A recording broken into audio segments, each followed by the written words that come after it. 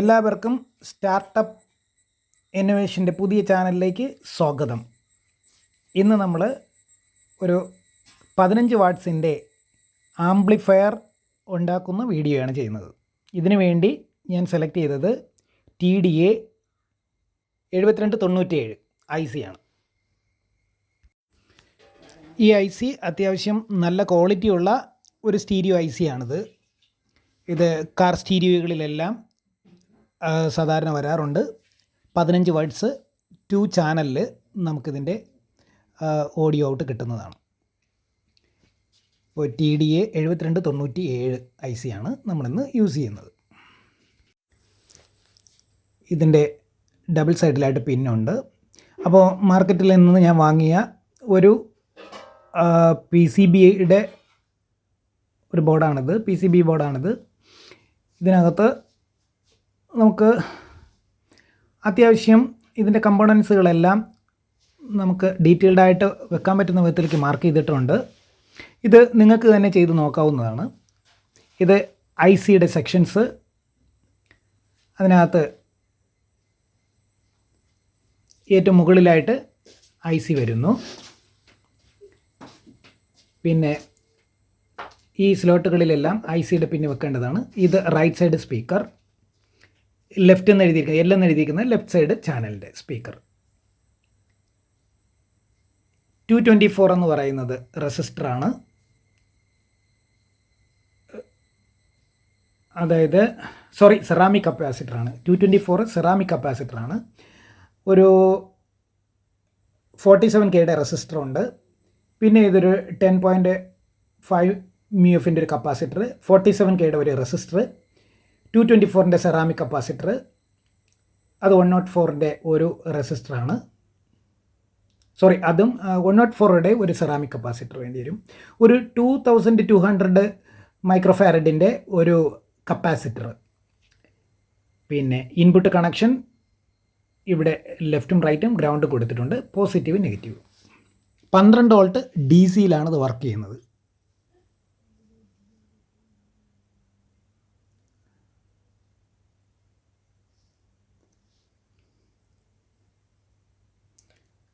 അപ്പോൾ ഇതിനകത്ത് ഈ ICയുടെ ഈ പിൻ നമ്പർ 1 ഇതിലേക്ക് നമ്മൾ താഴ്ത്തി വെക്കണം, സൂക്ഷിച്ച് വെക്കണം. ലെഗ് ഒടിഞ്ഞു പോകാതെ വളരെ പതിയെ അതിലെ സ്ലോട്ടിലേക്ക് കറക്റ്റ് ചെയ്ത് വെക്കുക മതി.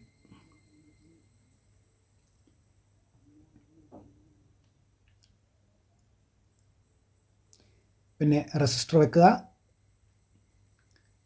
അതുപോലെ കപ്പാസിറ്റർ വെക്കുക, സെറാമിക് കപ്പാസിറ്റർ വെക്കുക. ഓരോന്നും അതിൻ്റെ സ്ലോട്ടിൽ ഇങ്ങനെ വെച്ചതിന് ശേഷം നമുക്ക് സോൾഡർ ചെയ്യാം.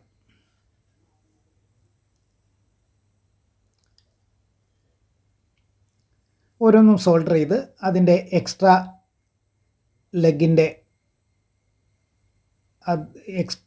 ലെഗ് കട്ട് ചെയ്തങ്ങ് കളയുക. സോൾഡർ ചെയ്ത് പിടിപ്പിച്ചതിന് ശേഷം അധികം വരുന്ന ആ ലെഗാണ് കട്ട് ചെയ്ത് കളയേണ്ടത്. അത്യാവശ്യം ഏകദേശം എല്ലാം വെച്ചിട്ടുണ്ട്.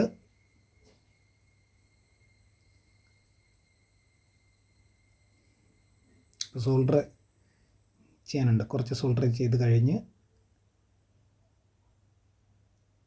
ഇപ്പം നമുക്ക്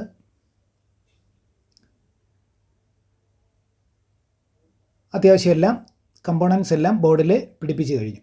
ഇനി ഒരു കപ്പാസിറ്റർ കൂടിയുണ്ട്.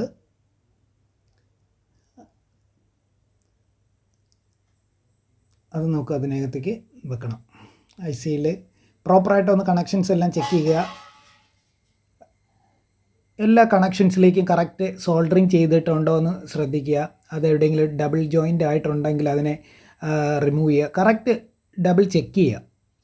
ഒന്ന് ചെക്ക് ചെയ്ത് പോകുന്നത് നല്ലതായിരിക്കും. സോൾഡർ ചെയ്യുമ്പോൾ വളരെ സൂക്ഷിച്ച് ചെയ്യുക. കാരണം മറ്റ് പാർട്സുകളിൽ തമ്മിൽ ജോയിൻ ചെയ്തിരുന്ന് പോയി കഴിഞ്ഞാൽ ചിലപ്പോൾ അത് ബോർഡ് അടിച്ചു പോകാനും IC അടിച്ചു പോകാനുള്ള സാധ്യതകളുണ്ട്.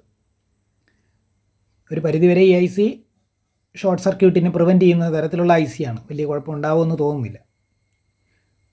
അതുകൊണ്ടാണ് ഈ മാർക്കറ്റിൽ ഓഡിയോ മാർക്കറ്റിൽ ഈ ഐ സി വളരെ പോപ്പുലറായിട്ട് കാർ സ്റ്റീരിയോ ഉണ്ടാക്കുന്നതിന് വേണ്ടി യൂസ് ചെയ്യുന്നത് ഒരു ഐ സിയാണ് സംഭവം.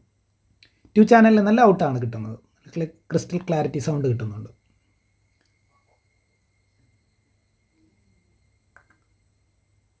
അപ്പോൾ നമുക്ക് അവസാനമായിട്ട് കപ്പാസിറ്ററും കൂടി വയ്ക്കാം. ഒരു കപ്പാസിറ്റർ കൂടി ഉണ്ടായിരുന്നു, അതുകൂടി വെക്കാം.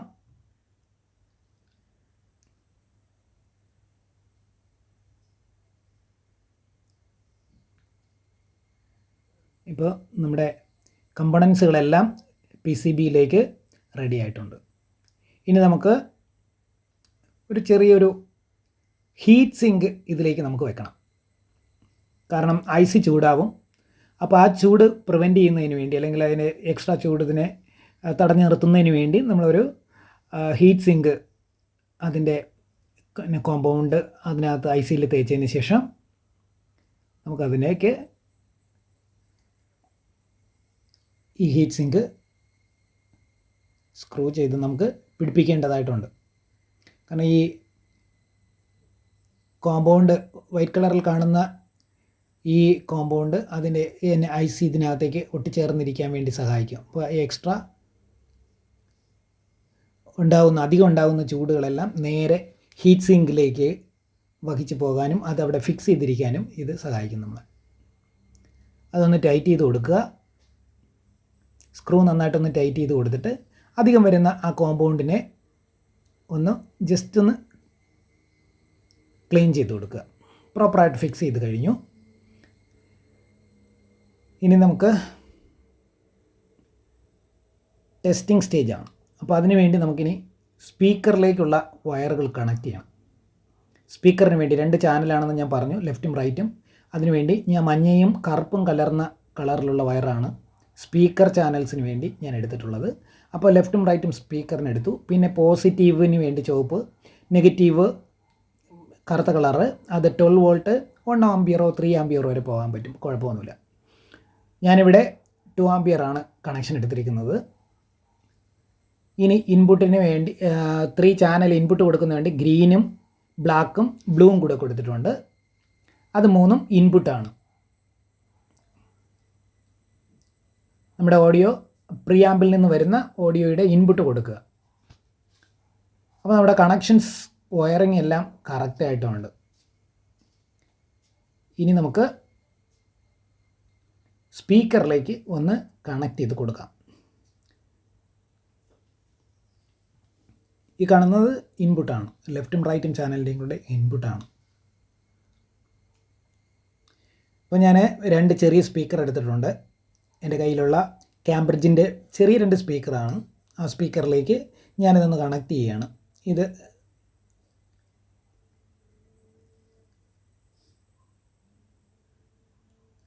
ലെഫ്റ്റും റൈറ്റുമായിട്ട് നമുക്ക് 2 ചാനലുകളിലേക്ക് 2 സ്പീക്കർ ഞാൻ വെച്ചിട്ടുണ്ട്.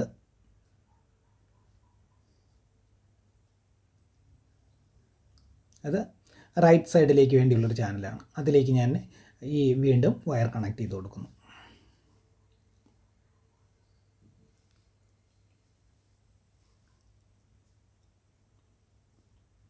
അപ്പോൾ നമുക്ക് പവർ കണക്ഷൻ കൊടുത്തു. ചെറിയ എന്തോ പ്രോബ്ലം ഉണ്ടെന്ന് തോന്നുന്നു, കേൾക്കുന്നില്ല. ഓക്കെ ഓക്കെ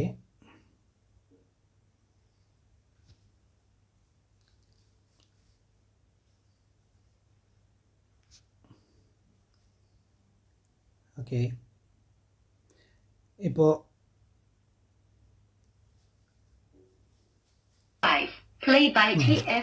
ഇപ്പോൾ നന്നായിട്ട് അത് വർക്ക് ചെയ്യാണ്,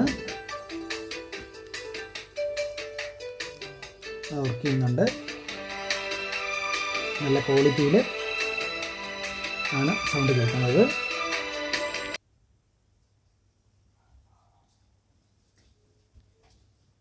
അപ്പോൾ നിങ്ങൾക്കും ഈ പ്രോഡക്റ്റ് വളരെ ചെറിയ വിലയിൽ ഉണ്ടാക്കിയെടുക്കാവുന്നതാണ്. വീട്ടിൽ അത്യാവശ്യം നല്ല ക്വാളിറ്റിയും ഉണ്ട്. ഇനി ഇതിൽ ഉപയോഗിച്ചിരിക്കുന്ന ഈ ഇലക്ട്രോണിക് പാർട്സുകൾ നിങ്ങൾക്ക് ആവശ്യമുണ്ടെങ്കിൽ ഡിസ്ക്രിപ്ഷനിലേക്ക് നമ്മൾ അതിൻ്റെ കോൺടാക്റ്റ് നമ്പർ കൊടുത്തിട്ടുണ്ട്. നിങ്ങൾക്ക് ആവശ്യമുള്ളവർ അതിലേക്ക് കോൺടാക്റ്റ് ചെയ്യുക, ഞങ്ങളത് അയച്ചു തരുന്നതാണ്. പിന്നെ ഞങ്ങളുടെ ചാനൽ ആദ്യമായിട്ട് കാണുന്നവരാണെങ്കിൽ അത് സബ്സ്ക്രൈബ് ചെയ്യുക, ഷെയർ ചെയ്യുക, നമ്മുടെ സപ്പോർട്ട് ചെയ്യുക. Thank you very much.